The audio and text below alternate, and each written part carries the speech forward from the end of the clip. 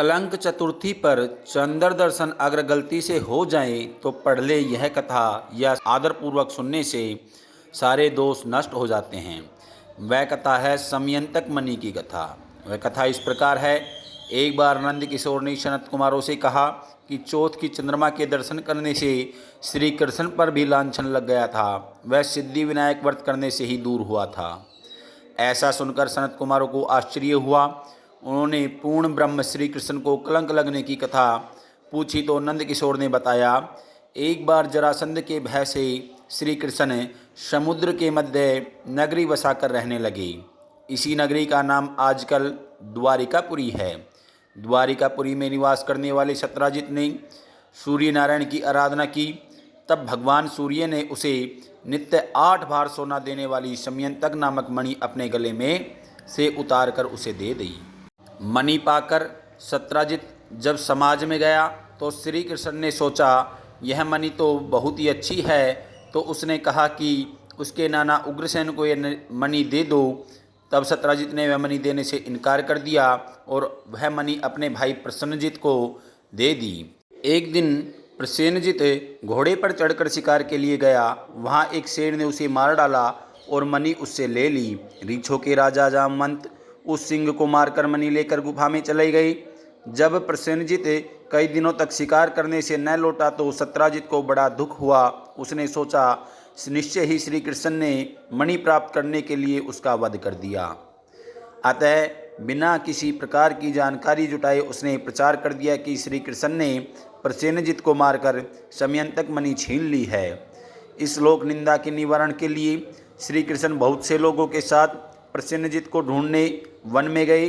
वहाँ पर प्रसेनजित को शेर द्वारा मारा डालना और शेर को रीछ द्वारा मारने के चिन्ह उन्हें मिल गए।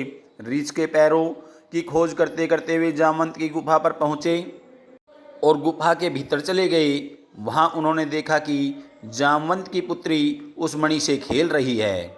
श्री कृष्ण को देखते ही जामवंत युद्ध के लिए तैयार हो गया। युद्ध छिड़ गया। गुफा के बाहर श्री कृष्ण के साथियों ने उसकी 7 दिन तक प्रतीक्षा की। फिर वे लोग उन्हें यह समझकर कि वह मर गया जानकर पश्चाताप करते हुए द्वारिकापुरी लौट गए। इधर 21 दिन तक लगातार युद्ध करने पर भी जामवंत श्री कृष्ण को पराजित न कर सका। जब उन्होंने सोचा कि कहीं यह वह अवतार तो नहीं जिसके लिए मुझे रामचंद्र जी का वरदान मिला था, यह पुष्टि होने पर उसने अपनी कन्या का विवाह श्री कृष्ण के साथ कर दिया और मणि दहेज में दे दी। श्री कृष्ण जब मणि लेकर वापस आए तो सत्राजित अपने किए पर बहुत ही लज्जित हुआ।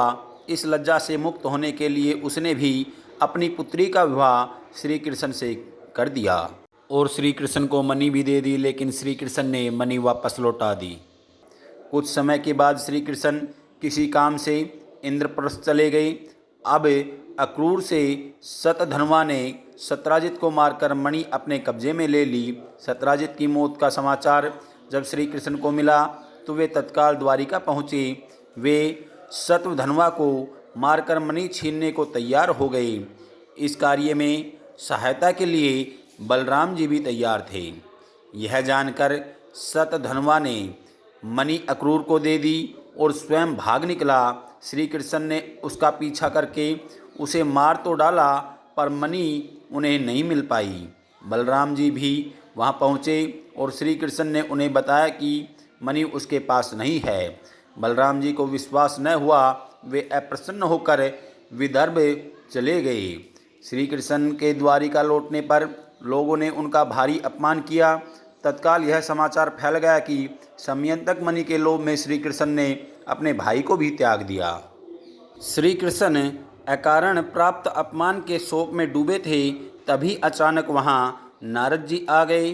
उन्होंने श्री कृष्ण को बताया, आपने भाद्र शुक्ल पक्ष चतुर्थी की चंद्रमा का दर्शन किया था, इसी कारण आपको इस तरह लांछित होना पड़ रहा है। तभी श्री कृष्ण ने पूछा, चौथ के चंद्रमा को ऐसा क्या हो गया है जिसके कारण उसके दर्शन मात्र से मनुष्य कलंकित होता है। तब नारद जी बोले, एक बार ब्रह्मा जी ने चतुर्थी के दिन श्री गणेश जी का व्रत किया था।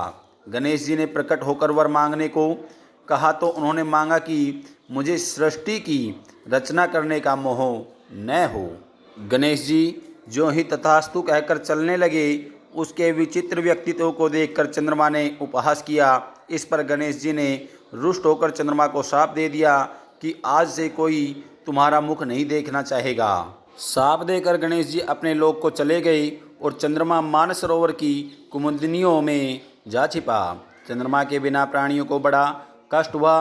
उनके कष्ट को देखकर ब्रह्मा जी की आज्ञा से सारे देवताओं के व्रत से प्रसन्न होकर गणेश जी ने वरदान दिया कि अब चंद्रमा शाप से मुक्त हो जाएगा, पर भाद्रपद शुक्ल पक्ष की चतुर्थी को जो भी चंद्रमा का दर्शन करेगा उसे चोरी आदि का झूठा लांछन जरूर लगेगा, किंतु जो मनुष्य प्रत्येक द्वितीया को दर्शन करता रहेगा वह इस लांछन से बच जाएगा। इस चतुर्थी को सिद्धि विनायक व्रत करने से सारे दोष छूट जाएंगे। यह सुनकर देवता अपने अपने स्थान को चले गए। इस प्रकार भाद्रपद शुक्ल पक्ष चतुर्थी को चंद्रमा का दर्शन करने से आपको यह कलंक लगा है, तब श्री कृष्ण ने कलंक से मुक्त होने के लिए यही व्रत किया था। कुरुक्षेत्र के युद्ध में युधिष्ठिर ने भगवान श्री कृष्ण से पूछा, भगवान मनुष्य की मनोकामना सिद्धि का कौन सा उपाय है? किस प्रकार मनुष्य धन, पुत्र, सौभाग्य तथा विजय प्राप्त कर सकता है? यह सुनकर श्री कृष्ण ने उत्तर दिया, यदि तुम पार्वती पुत्र श्री गणेश का विधि पूर्वक पूजन करो तो निश्चय ही तुम्हें सब कुछ प्राप्त हो जाएगा। तब श्री कृष्ण की आज्ञा से ही युधिष्ठिर ने गणेश चतुर्थी का व्रत करके महाभारत का युद्ध जीता था। दोस्तों, यह थी समयंतक मणि की कथा। आपको हमारी जानकारी कैसी लगी? अगर आपको हमारी जानकारी अच्छी लगी हो तो कमेंट बॉक्स में राधे राधे अवश्य लिखें। वीडियो को लाइक करें और चैनल को सब्सक्राइब करना ना भूलें। मिलते हैं नेक्स्ट वीडियो में, तब तक के लिए राधे राधे।